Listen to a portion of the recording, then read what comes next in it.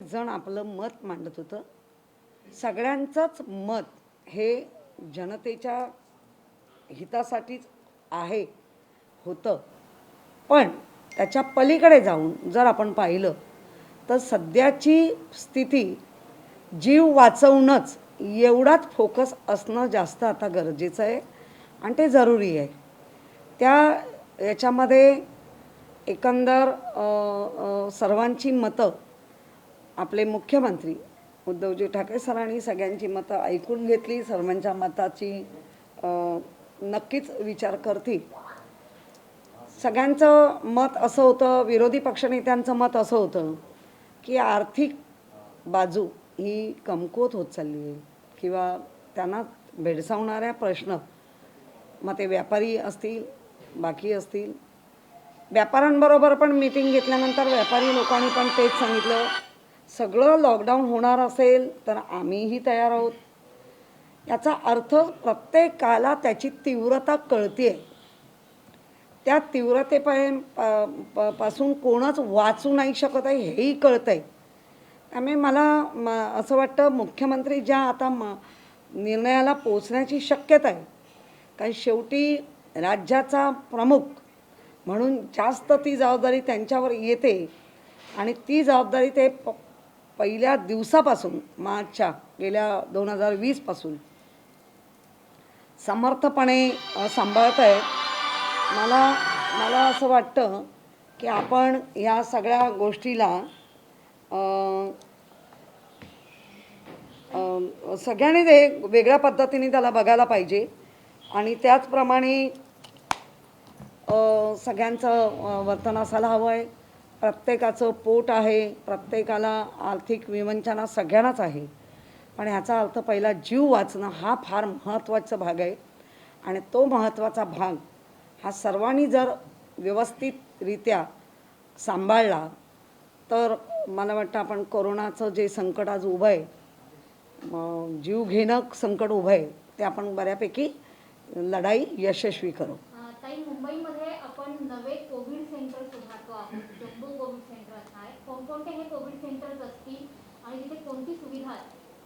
कालच आपल्याच माध्यमातून सांगण्यात आलं की रेल्वेचे 2800 बेड काहीतरी तयार आहेत. त्याच्यावरही आमचे महापालिकेचे अधिकारी म्हणजे AMC नक्कीच त्याच्यावर विचार करत आहेत. त्याचप्रमाणे काल वरळीमध्ये पण आमचं NIC आहे, याच्यामध्ये बेड वाढवण्याचं आपण सगळं लाईव्ह पाहिलेलं आहे.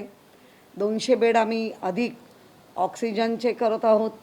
त्याचप्रमाणे व्हेंटिलेटर आणि ICU हेही बेड वाढवतो आहे. एकंदर संपूर्ण CC1 CCC2 आणि हे बेड असे जर धरले तर 2,000 ते 2,500 बेड वरळीतच उपलब्ध होतील.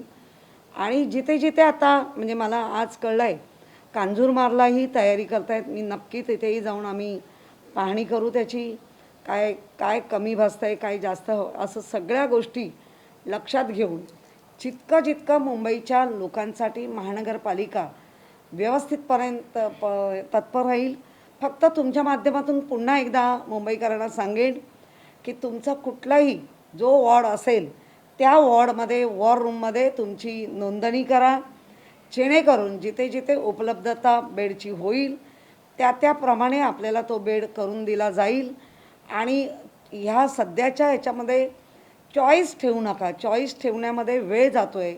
वेळ गेल्यामुळे तब्येती अधिक खालावत आहेत आणि तब्येती खालवल्यामुळे कालच्या दिवसाला जर 50 लोकांचा मृत्यू म्हणून जर आपण बघत असू तर मला वाटतं ही धोक्याची मोठी सूचना आपल्या सगळ्यांना येते. ही सुनामी आहे, ही आरोग्याच्या दृष्टीने आलेली सुनामी आहे. आणि गेल्या वर्षी आपण जी मार्चला चालू झालेलं हे सप्टेंबरपर्यंत पीक गेलं होतं, पण आता ह्या एप्रिलमध्येच त्याचं संख्या मोठ्या प्रमाणात दिवसा गणित वाढते. तर सगळ्यांनी त्याच्यावरती खरंच विचार करायला हवा आहे. कारण बचेंगे तर और भी लढेंगे असं जे आपण नेहमी म्हणतो, तर राजकारण काय आपण हे नेहमीच करत राहू, पण आत्ताच्या घडीला खांद्याला खांदा लावून जसं आहे तसं तो निर्णय त्या वेळेला खंबीरपणे सर्वांनी घेतला पाहिजे. मॅडम, काल जी चर्चा झाली त्याच्यामध्ये असं ठरतंय की बाबा जवळपास संपूर्ण लॉकडाऊन केलं जाईल. मग संपूर्ण लॉकडाऊन होत असताना मुंबईमध्ये जो मजूर वर्ग आहे, जो कामगार वर्ग आहे, यांना खाण्यापिण्याची सोय जी आहे ती सुद्धा कदाचित महापालिकेला करावी लागेल. महापालिकेची त्यासाठीची तयारी आहे का? कारण महापालिकेची आर्थिक परिस्थिती फारशी चांगली नाही, तर त्या दृष्टीनं आपण तयारी करतो आहोत का? खरं मग आता महापालिकेची जरी आर्थिक परिस्थिती नसली तरी ह्या येणाऱ्या पॅन्डेमिकसाठी, वैश्विक महामारीसाठी तयारी ही ठेवावीच लागेल. त्याप्रमाणे जे मजदूर वर्ग आहेत, गरीब वर्ग आहे, त्यांना आपण गेल्या वर्षी जसं केलं होतं तशी तयारी निश्चित आमची महापालिका सुरुवात पण केलेली आहे आणि होईल. सगळ्या NGOना जे दातृत्व करणारे मुंबईमध्ये भरपूर लोक आहेत, त्यांनाही माझ्या माध्यमातून पण मी विनंती करेन की आता सढळ हस्ते आपल्याला सर्वांना मदत करायला हवी, मदत केली गेली पाहिजे आणि त्याप्रमाणे आपण सर्वांनी तत्पर राहूया. ताई, महापालिकेच्या मुख्य लिपिक पदाची परीक्षा जी आहे ती 16 ते 18 एप्रिलच्या दरम्यान आहे. ही परीक्षा पुढे ढकलली जाणार का? आपण तर पत्र दिलेलं आहे. माझं स्वतः DMC मिलिंद सावंत आणि आयुक्त इक्बाल चहल यांच्याशी बोलणंही झालेलं आहे आणि जर लॉकडाऊन असेल तर त्यांनाही ते नियम त्यांनाही ते लागू होतात. त्यामुळे आणि आत्ता वाढता प्रादुर्भाव बघता किती जरी आपण म्हटलं की आम्ही ती सगळं सोय करू तरी मला वाटतं परीक्षा रद्द करणंच जास्त बेटर राहील. कारण जीवापेक्षा काही मोठं नाही आणि हे तर अंतर्गत खात्याअंतर्गतली परीक्षा होती, ती कधीही घेऊ शकतो. मॅडम, पूर्ण मुंबईमध्ये कोविड सेंटर वाढवले जात आहेत. कोणत्या कोणत्या ठिकाणी कोणते उपचार होणार आहेत? म्हणजे कांजूरमार्गमध्ये किती आहे, मालाडमध्ये किती आहे? पूर्ण आपल्याकडे काही आकडेवारी आहे का? त्याच्यामध्ये 5300 बेड मुंबईत आपण हे करतो आहे. त्याच्यामध्ये 800 ICU बेड तयार करतो आहे आणि जी रिझन आहेत म्हणजे ज्याच्या मालकीच्या जागा आहेत ते MMRD आहे, CID, सिडको आहे, म्हाडा आहे, BMC आहे. अशा ठिकाणी ज्या जागा उपलब्ध होतील त्या पद्धतीने आम्ही सेंटर उभारण्याचं काम चालू केलेलं आहे. एक म्हणजे MMRDAचं जे कांजूरमार्ग आहे ज्याला तिथे 2000 बेड बनवतो आहे आणि त्याच्यामध्ये ICU बेड हे 200 असतील. एक मला काम चालू झालेलं आहे. मालाड येथे रयजा ग्राउंडवर ते सिडकोचं मालकी आहे, तिथेही 2000 बेड बनवले जात आहेत आणि तिथेही ICU बेड 200 केले जात आहेत. त्याचप्रमाणे सोमय्या ग्राउंड हे म्हाडाचं आहे, त्या म्हाडाच्या इथे 1000 बेड बनवले जात आहेत आणि ICU बेड हे 200 असणार आहे.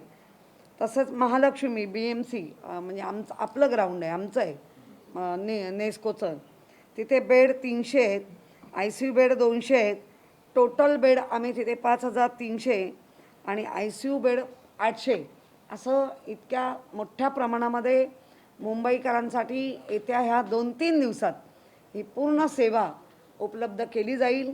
त्यामुळे मुंबईकरांनी खाजगी हॉस्पिटलच्या याच्यामध्ये वेळ दवडून खाजगी हॉस्पिटलमध्ये जाण्यासाठी जो विलंब लागतो आहे तो न दवडता प्रथम तुम्ही महापालिकेच्या ह्या असलेल्या सगळ्या सेवेमध्ये या. नंतर तुम्हाला खाजगी बेड उपलब्ध झाला तर तुम्ही तिथेही जाऊ शकता. पण प्रथम मोठ्या प्रमाणात लक्षणं असतील तर लगेच ॲडमिट होऊन स्वतःवर उपचार करून घेणे हा पहिलाच सगळ्यांचा प्राधान्य असलं पाहिजे. आणि मग खाजगी बेडसाठी जर तुम्ही थांबत असाल तर तिथे ॲडमिट झाल्यानंतरही तुम्ही जाऊ शकता. पण उगाचच विलंब स्वतःवरती लावू नका. त्या विलंबामुळे मृत्यूचं प्रमाण वाढतं आहे आणि कुठलीही व्यक्ती मृत्यू पावावी या कोविडमुळे अशी राज्य सरकार, केंद्र सरकार, महानगरपालिका अतोनात प्रयत्नात आहे की त्यांना मृत्यू येता कामा नये. तर आपण सर्वांनी जास्तीत जास्त त्वरित जे बेड मिळतील त्या बेडवर आपलं जाणं झालं पाहिजे आणि उपचार सुरू झाले पाहिजे. मॅडम, तुम्ही कालपासून अनेक खाजगी रुग्णालयाची पाहणी करता आहात. अशी एक मध्ये तक्रार येत होती की महापालिकेतले सगळे बेड फुल आहेत आणि केवळ खाजगी रुग्णालयातले बेड शिल्लक आहेत, विशेषतः ICU आणि व्हेंटिलेटरवाले, आणि बहुतेक वेळेला ते द्यायला मागे पुढे पाहतात किंवा ते देत नाही. कालपासून जी व्हिजिट करताय तेव्हा काय लक्षात येतं आणि आज सुद्धा तुम्ही अशी पाहणी करणार आहात? हो, आपल्या सोशल मीडियाच्या माध्यमातून मला बऱ्याच लोकांनी सांगितलं के.एम. नायर सायनला जा. मुळात के.एम. नायर सायन हे पहिले पण म्हणजे कोविड नसताना पण बऱ्यापैकी गर्दी म्हणजे ज्या कॅपॅसिटीमध्ये असायला हवे त्याच्या डबल कॅपॅसिटीमध्ये चालत होती. आणि आता तर हे वैश्विक महामारी असल्यामुळे तिथे आहेच. याच्यासाठीच आपण आता हे जे बाकीचे बेड जे उघडतोय सिडकोच्या मालकीमध्ये, म्हाडाच्या मालकीमध्ये किंवा MMRDAच्या मालकीमध्ये, तर ते त्याच्यासाठीच उघडतोय की जेणेकरून लोकांना त्वरित ही सोय व्हावी आणि त्या सोयीप्रमाणे लोकांनी वाचलं पाहिजे कोविड-19 कोरोनामध्ये. ह्याच्यासाठी ह्या सगळ्या सोयी केल्या जात आहेत. त्यामुळे खाजगी बेड हे जास्तीत जास्त 200 त्यांच्या कॅपॅसिटीप्रमाणे 100-150 अशाप्रमाणेच असतात. आणि ते ऑलरेडी म्हणजे मी काल गेली तेव्हा मला हे लक्षात नक्की आलं, काही लोकांनी बेड ऑक्युपाय करून ठेवलेले आहेत. त्याच्यामध्ये खोकला येतो म्हणून जाऊन ॲडमिट झाले आहेत किंवा नुसतं मला शिंका येत आहेत म्हणून, कारण त्यांच्या जेव्हा केस पेपर तपासले गेले त्यावेळेला त्याच्यावरचा जो रेकॉर्ड असतो त्याच्यावरनं लक्षात आलं की हे मेजर नाही आहेत पण बेड अडवले आहेत किंवा बेडवर आहेत. ती सगळी यंत्रणा महापालिकेमध्ये पण आहे. त्यामुळे खाजगीच्या लोकांना पण आपण तेच सांगितलं आहे की मेजर सिम्टोमॅटिक असतील तर तिथे ॲडमिट करून घ्या आणि पॉझिटिव्ह आलेत आणि थोडेसे माइल्ड सिम्टोमॅटिक आहेत त्यांना आमच्याकडे पाठवा. आपल्याकडे महापालिकेच्या प्रत्येक ह्याच्यामध्ये अगदी BKCमध्ये सुद्धा मोठ्या प्रमाणात असूनही व्यवस्थित मॅनेज करतायत. त्याचप्रमाणे नेस्कोलाही मोठ्या प्रमाणात गर्दी असूनही मॅनेज होतं आहे, बऱ्यापैकी मिळते. पण लोक जाऊ इच्छित नाही. त्यामुळे ही सगळी मुंबई तरी बऱ्यापैकी आहे पण बाकीच्या ठिकाणी जे आपण बघतोय राज्यात किंवा इतर ह्याच्यात तर तिथे थोडीशी आहे. पण इथे मुंबईमध्ये बऱ्यापैकी महापालिकेने तयारी केलेली आहे. मॅडम, राज्यभर ऑक्सिजनचा पुरवठा जो आहे त्याची कमतरता भासली आहे राज्यभर. मुंबई शहरात जेवढा पुरवठा पाहिजे आहे किंवा जेवढा ऑक्सिजन हवा आहे ते मिळतंय का किंवा काय? नाही, आमच्या महानगरपालिकेमध्ये आपण सिलेंडरच्या व्यतिरिक्त लिक्विड आपण ऑक्सिजनचे प्लांट उभे केले आहेत. नंतर सेंट्रल O2 आपण तयार केलेले आहेत की एका वॉर्डमध्ये एकाच वेळेला 10 ते 12 लोकांना ऑक्सिजन पुरवठा होईल इतकी आपली तयारी आहे. त्यामुळे ऑक्सिजन मुंबईमध्ये फारसं तुटवडा आहे असं मला नाही वाटत. कारण ज्याप्रमाणे लिक्विड ऑक्सिजनचे आपण प्लांट उभे केले आणि अगदी ह्या जे आपण आता कोविड सेंटर उभे करतो आहे तिथेही प्लांट आहेत, आपण वरीत पाहिले आहेत. त्यामुळे ऑक्सिजनचा इथे काय तुटवडा पडतो आहे.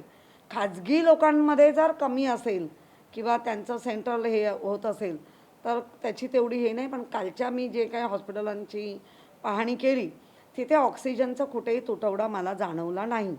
आणि आमच्या इथे तर आम्ही लिक्विड प्लांट उभे केलेले आहेत. त्यामुळे तिथेही तसा काही मोठा फरक आहे असं वाटत नाही. मॅडम, मुंबई महापालिकेला परवाच्या दिवशी लस जी आहे मिळाली, काल वापरली गेली, आज सुद्धा वापरली जाणार आहे.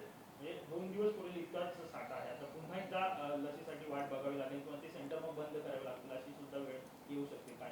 मी आज त्या माध्यमातून जेव्हा पाहते तेव्हा माझ्या असं एक लक्षात आलं आहे की मुंबईला ताटात लोणचं लावतात त्याप्रमाणे जर मुंबईसाठी किंवा महाराष्ट्रासाठी वॅक्सिन उपलब्ध करत असतील तर आज आपल्या ह्या फोनच्या माध्यमातून सोशल मीडियाच्या भूतानला का देत आहे, तुम्ही पाकिस्तानला का देत आहे असा आम्हाला प्रश्न विचारतात. खरं म्हणजे हे आम्ही नाही करत आहोत.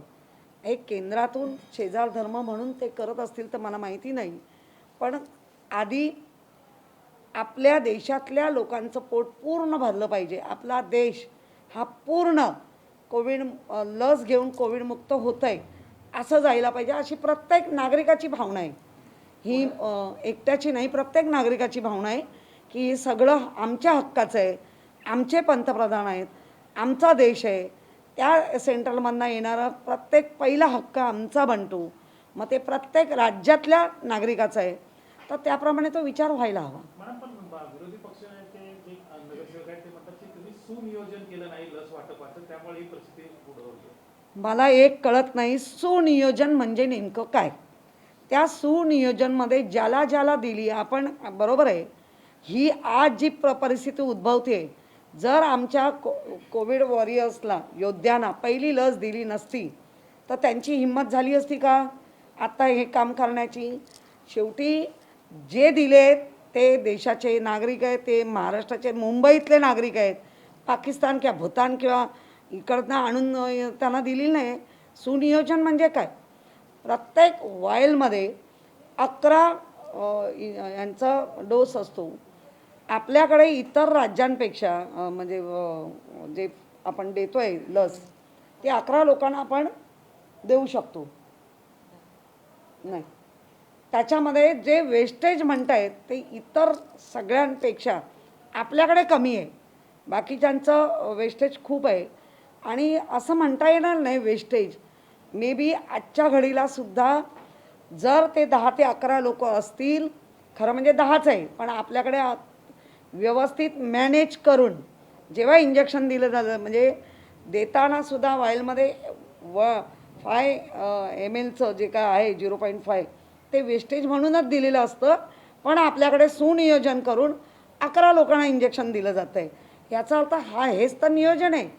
आणि जोपर्यंत 11 लोक दिसत नाही तोपर्यंत ती वाईल आपण काढून फोडत नाही आणि देत नाही. त्याच्यामुळे मला नाही वाटत की सुनियोजन झालं नाही आहे व्यवस्थित पद्धतीने.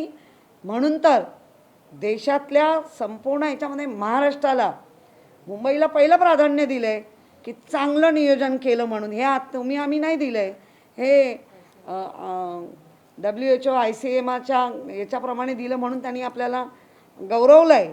मग त्यांनी गौरवलं आहे ते काय आहे, त्याच्यामुळे करायचे म्हणून काहीतरी वादविवाद उभे करायचे, बखेडा तयार करायचा, मला वाटतं ते सध्या थांबवा, नका करू, कारण इथे लोकांच्या जीवनाशी प्रश्न आहे. आज पुन्हा लस येणार आहे का, कारण काल जो साठा आलेला आहे तो आपल्याला 2च दिवस पुरेल, 99,000 डोसेस आलेले आहेत. आता पुन्हा 2 दिवसानंतर लसीकरणाचा काय हा प्रश्न उभा राहतो. म्हणून मी मगाशी तेच म्हटलं, आपल्याला लस अशी मुबलक दिली पाहिजे, कारण सन्माननीय पंतप्रधान नरेंद्र मोदीजींनी आपल्याला सांगितलं आहे की लसीचं उत्सव करायचा आहे.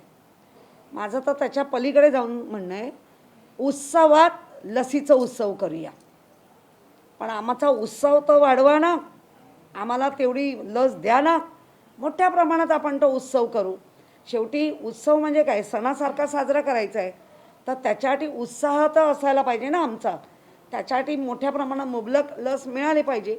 आणि निश्चित पंतप्रधान याच्यावरती नक्की विचार करतील, कारण आपले मुख्यमंत्री उद्धवजी ठाकरे सर आणि आपले टोपे सर आरोग्यमंत्री हे नेहमीच केंद्राच्या सर्व लोकांच्या संपर्कात आहेत आणि ते संपर्कात राहून मागत आहेत आणि त्या मागणीला तसा पुरवठा देतील अशी आशा व्यक्त करूया. रेमडेसिवीरचा सुद्धा प्रचंड तुटवडा आहे, मुंबईतच नाही इतर शहरांमध्ये सुद्धा आहे. तुम्ही महापौर म्हणून ठिकठिकाणी सरप्राईज व्हिजिट करतात, रेमडेसिवीरचा काळा बाजार होतो असं सुद्धा म्हटलं जात आहे. तुम्ही धडाकेबाद कारवाई करणार का, सरप्राईज व्हिजिट करणार आहात का? हो, 100%. काल आपण ज्या हॉस्पिटलमध्ये गेलो त्या हॉस्पिटलमध्ये तोही आढावा घेतला, नुसता आढावा नाही तर पाहिलं जाऊन. आज आमच्या खूप नायरमध्ये 2,500 ते 3,000चा रेमडेसिवीरचा साठा आहे. त्यांचं म्हणणं होतं म्हणजे आज अजून आमच्याकडे 1,600 येणार आहे. त्याच्यामुळे महापालिकेच्या हॉस्पिटलमध्ये रेमडेसिवीर किंवा टॉसिलिझम जे काही इंजेक्शनं आत्ता उपाय करताना लागत आहेत, तर ती कुठेतरी कमी आहे असं मला वाटत नाही. ज्या नर्सिंग होम आहेत किंवा एखादे खाजगी हॉस्पिटल आहेत त्यांच्याकडे ते साठे नाही आहेत, त्यांना ते मिळत नाही आहेत, आणि ते मिळत नाही आहे किंवा साठा नाही आहे म्हणून अख्खी मुंबई रेमडेसिवीर किंवा टॉसिलिझम नाही मिळत आहे असं बोलणं मला वाटतं चुकीचं होईल. महापालिकेच्या सर्व हॉस्पिटलमध्ये आमच्या रुग्णांना जे ॲडमिट झाले आहेत त्यांना आवश्यकतेनुसार तसे डोस दिले जात आहेत. टास्क फोर्सची आज मीटिंग होते 5 वाजता, त्यानंतर समजा लॉकडाऊन लागला तर महानगरपालिकेतर्फे जसं मागच्या वेळेला खिचडी म्हणजे खावती दिली गेली होती त्याप्रमाणेच काय नियोजन वगैरे आपण करता 100% त्याच्यावरती नक्की विचार होईल आणि त्याप्रमाणे नियोजनही होईल. फक्त आता ते संध्याकाळी काय निर्णय येतोय त्या गोष्टीवर अवलंबून आहे. आणि म्हणूनच आता ज्या बाहेरगावच्या जायच्या ट्रेन आहेत, मला वाटतं अर्धे अधिक लोक आपापल्या गावाला पोचलेले पण आहेत, कारण निघत आहेत. त्यामुळे जे राहतील त्यांची काळजी आम्ही घेणारच आणि ती काळजी पोटी जे जे करावं लागेल ते आम्ही करणार. मैम हिंदी में जानना चाहेंगे कि परसों जो है बीएमसी के अस्पताल हो या बाकी जगह हो, यहाँ पर वैक्सीन की कमी देखी है. बीएमसी को कुछ मात्रा में जो है वैक्सीन मिली है, तो वो कब तक जो है वो हम उसे इस्तेमाल कर पाएंगे. नया स्टॉक हमें कब मिलेगा और क्या आने वाले कल में या परसों में फिर एक बार वैक्सीन की कमी नजर आएगी. देखो, वैक्सीन के बारे में जो विरोधी पक्ष कह रहा है कि नहीं मुबलक वैक्सीन है, वो गलत है. वैक्सीन का टुकड़ा हो रहा है, ये पक्का है. वैक्सीन के लिए अपने मुख्यमंत्री सम्माननीय उद्धव जी ठाकरे सर उनके साथ बातचीत कर रहे हैं, पत्र व्यवहार कर रहे हैं. टोपे सर पत्र व्यवहार कर रहे हैं, बातचीत कर रहे हैं. ICMR WHO की जो संस्था है उनके साथ भी बातचीत हो रही है. और जैसा हमारे थाली में जो आचार दिया जाता है इतना सा, वैसा इतना सा मुंबई के लिए काफ़ी नहीं है. हमारे पंतप्रधान सम्माननीय मोदी सर कहते हैं कि हम लस्सी का उत्सव करेंगे. 100% उत्सव होना चाहिए, लेकिन वो उत्सव होने के लिए उत्साह भी होना चाहिए, उतना मुबलक आना चाहिए तो उत्सव हो सकता है. और अपनी जो हर पूरा महाराष्ट्र मुंबई ज़्यादा से ज़्यादा लसीकरण अच्छी तरह कर रहे करके अपने को ICMR या WHO ने गौरवित किया है. तो मुझे लगता है ये अच्छा मैनेजमेंट करते हैं, इसीलिए गौरवित किए. पूरे देश में अपना महाराष्ट्र और मुंबई आगे वैक्सीन करने के लिए. और भी जैसी जैसी वैक्सीन पाई जाएगी वैसे वैसे लोगों को दिया जाएगा. ज़्यादा से ज़्यादा कोरोना का संकट देखते हुए ज़्यादा से ज़्यादा लसीकरण होना ज़रूरी है. और मैंने आज जो देखा है कि पूरे देश में हर एक राज्य अभी वैक्सीन के लिए तरस रहा है. और महाराष्ट्र और मुंबई में जितना संकट ज़्यादा है, गड़द है, वो जल्दी ख़त्म करना है या उनको राहत देना है, तो ज़्यादा से ज़्यादा वैक्सीन जल्दी जल्दी ज़रूरी है करना. इसके लिए वैक्सीन उपलब्धता होना उतनी ही ज़रूरत है. मैम लेकिन बावजूद इसके मुंबई में ये भी देखा जा रहा है कि काफ़ी बेड की कमी अलग अलग तरीके से वो जो है वो नज़र आ रही है. तो उनके लिए क्या किया जाना है, बेड किस तरीके से बढ़ाए जाएंगे. एक तरफ लॉकडाउन किया जा रहा है और दूसरी तरफ हमारा ये दायित्व है कि हम लोगों को ज़्यादा से ज़्यादा बेड उपलब्ध कराएं. तो उसके लिए क्या नियोजन है बीएमसी. एक तो मुंबई में पहले से ही बेड की बहुत ही आज भी CCC 1 CCC 2 में बेड उपलब्धता है. हमारे हर एक अभी जो आने वाला कोरोना का जो संकट है उसके लिए 5300 बेड उपलब्धता कर रहे हैं. उसमें 800 ICU बेड हो गए. उसमें अपना जो MMRD है, सिडको है, म्हाडा है, BMC जो उनकी जगह है उधर बेड बन रहे हैं. 2 दिन में पूरी तैयारी हो जाएगी. उसमें कांजूर मार्ग है, क्रॉप्टन ग्रीव्स म्हणून उसमें 2000 बेड बन रहे हैं. उसमें 200 बेड ICU बेड होंगे. मालाड में रहेजा ग्राउंड है, सिडको का है, उसमें 2000 बेड है, उसमें भी 200 बेड ICU रहेंगे. सोमैया ग्राउंड है म्हाडा का, उसमें 1000 बेड है, उसमें 200 बेड अपना ICU बेड रहेंगे. महालक्ष्मी है, उसमें 300 बेड ICU है. टोटल बेड हमारे 5300 बेड होंगे. हमारे महालक्ष्मी में भी ICU बेड जो है वो भी 800 है टोटल. तो मुझे लगता है बेड की हमारे इधर कमी नहीं है BMC में. लोग चाहते खासगी जो प्राइवेट हॉस्पिटल है उधर बेड मिलना चाहिए. वेटिंग में रहते हैं और वेटिंग में रहने के कारण जो सिम्टोमेटिक पेशेंट है हेवी वो ज़्यादा उनकी तबीयत खराब हो जाती है। मेरा कहना है आपके माध्यम से, आप वेट मत करो, चाहिए खाजगी तो उसके पास आप संपर्क करते रहो। तब तक हमारे जो है खड़े करने वाले सेंटर है जो खड़े हैं उसमें आके आपके ट्रीटमेंट पहली चालू करो। ट्रीटमेंट चालू होने के बाद आपको लगता है कि अभी हमारा खाजगी बेड उपलब्धता हुई है तो आप जा सकते, लेकिन हर एक नागरिकों ने अपना पहला नाम हमारे जो वॉर रूम है कोविड के जो खड़े किए उधर आपका नाम उधर नोंद करना चाहिए। उधर से ही आपको बेड उपलब्धता की जाएगी।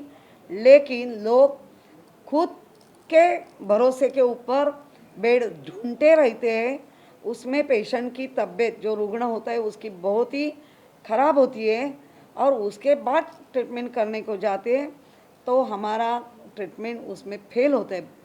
इसीलिए आपने देखा होगा कल 50 लोग की मुंबई में कोविड-19 कोरोना के कारण मृत्यु हुई है।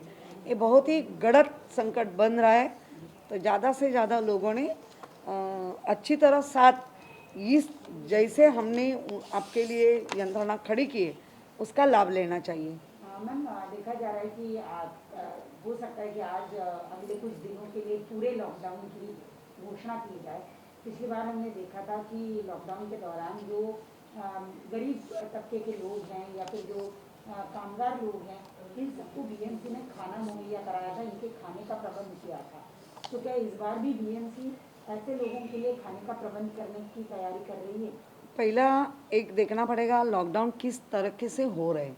लास्ट टाइम लॉकडाउन होने के बाद भी जो कामगार है जो बिल्डिंग बनाते हैं वो जिम्मेदारी वो जो कोई विकासक होगा या मालिक होगा उनकी जिम्मेदारी बनती है। लेकिन जो ऐसे ही कामगार है जो गरीब है उनके लिए भी सोचना पड़ेगा ही और सोचेंगे ही। लेकिन आज का लॉकडाउन आने वाला जो काल है, आने वाला जो निर्णय, पहला निर्णय आने दो, उसके बाद तब तक हमारी तैयारी तो चालू है कि देना है तो कैसा देना है, कौन करेगा। और जो एनजीओ है आज भी हमारे मुंबई में दाते बहुत है, देने वाले बहुत ही है, तो उनको भी एक विनंती है मेरी कि आप भी सदा हंसते मदद करो। जिनको जिनको कुछ देना है वो महानगर पालिका के माध्यम से दे दो। आप अलग अलग देते हैं तो लोग अलग अलग लेके साठा करते हैं। लास्ट टाइम हमने देखा घर में जगह नहीं है रखने के लिए तो भी रखा है। तो ऐसा भी नहीं होना चाहिए। आपको जो कुछ देना है वो महानगर पालिका या राज्य सरकार इनके माध्यम से दे दो।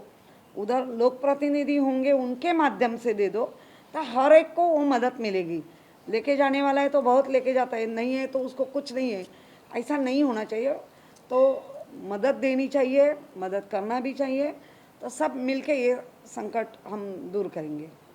ताई तुम्ही एकीकडे लोकांना आवाहन करताय की गर्दी करू नका, मात्र दादरचं जे मासळी मार्केट आहे त्या ठिकाणी रात्रभर धिंगाणा असतो, लोक मोठ्या प्रमाणात त्या ठिकाणी जमतात, माशांची विक्री होते। महापालिकेकडनं त्या ठिकाणी कारवाई करणार आहात का? नाही, खरं म्हणजे हे मला माहिती नव्हतं, नाही तर मीच स्वतः आम्ही सगळेच नगरसेवक तिथे गेलो असतो किंवा जाऊ।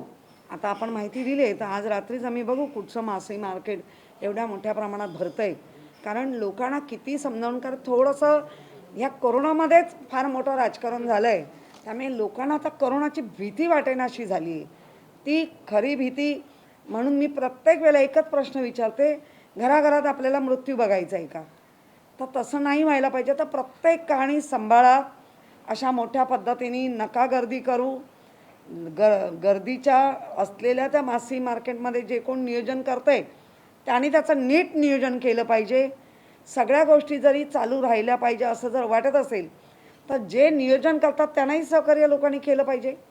नाहीतर मग पर्याय एकच, फुल लॉकडाऊन। आणि ते आज जे ICMR WHO किंवा दिल्लीवरनं आलेली टीम, राज्य सरकारमधले सगळे मिळून जो काही निर्णय घेतील तो निर्णय मुंबईकरांना, महाराष्ट्राच्या जनतेला मानावा लागेल।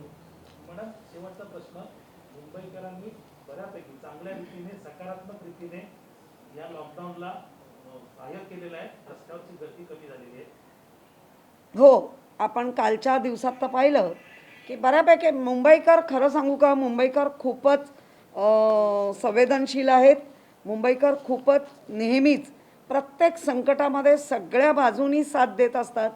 फक्त मुंबईकरांना उकसवणाऱ्या लोकांनी थोडंसं आता आपल्या बोलण्यावर कंट्रोल केलं पाहिजे. संभ्रम निर्माण करतायत, तो केला नाही पाहिजे.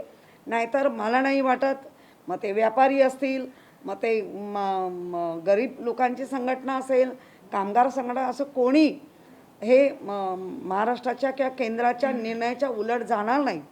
पण त्यांना उकसवलं जात आहे, ते थांबवलं पाहिजे, जेणेकरून ज्यांच्यामुळे मृत्यू होईल तो कळत नकळत आपण त्या पापाचे धनी होऊ.